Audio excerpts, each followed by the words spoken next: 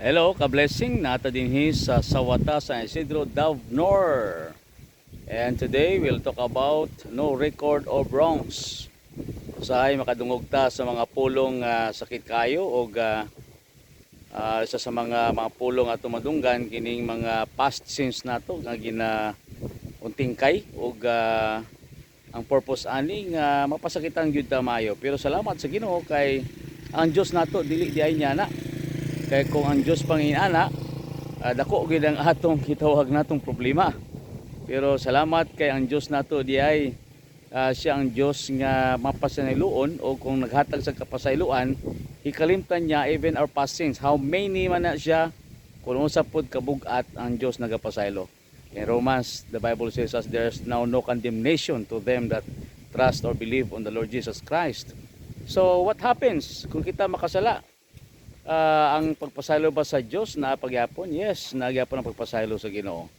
In fact, sa Biblia, sa panahon na kitang naagitawag kalisod, sa gitawag paglaban sa atong unod, the Bible says in 1 John 1:9, if we confess our sins, He is faithful and just to forgive us and to cleanse us from all unrighteousness. Kaya na limpyuhan. So ang Ginoo ay magpasaylo. Now, importante nga masabtan po nato nga ang Diyos di ay naasa gitawag natong forgiveness nga kung sa din dili sama sa tao nga kini sa panahon na kita na ay gitawag nga kasipyatan o kakulangan, i-review niya. He will remember our sins no more, the Bible says.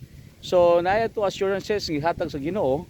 Number one, sa panahon na kita nagrepent sa atong mga sala o gitagaan nata sa mga bag-o nga tsansa, we must be rest assured nga naa sa gitawag natong saad in Hebrews 13:5, I will never leave you nor forsake you. O naapoy saad po ng Ginoo nga sa dihang kita maabot ang full redemption of our bodies, dito ipresenta dito nga faultless and blameless. So that's our blessed hope. Importante di ay nga dinhi sa atong kinabuhi sa yuta naalantay kasing-kasing nga mapasayloon sa mga tao na kasala nato, kay ang Dios di ay nagapasaylo pud kanunay sa atong mga kalapasan. So importante di ay nga masabtan nato nga kung ang Dios di ay nagpasaylo, kini usa ka maayo o gitawag natong malipayon nga balita tungod kay ang Ginoo day ginadawat gyapon ta. So ang Ginoo sa atong mga failures di niya na gina-keep ang mga records niya na. So dalago ng Ginoo, and we do hope and pray nga atong i-appreciate kanunay ang iyang forgiveness, iyang loving forgiveness. So kita po yung mga tao, kung naay mga tao nakasala ka nato, why not forgive and forget? Thank you and God bless you.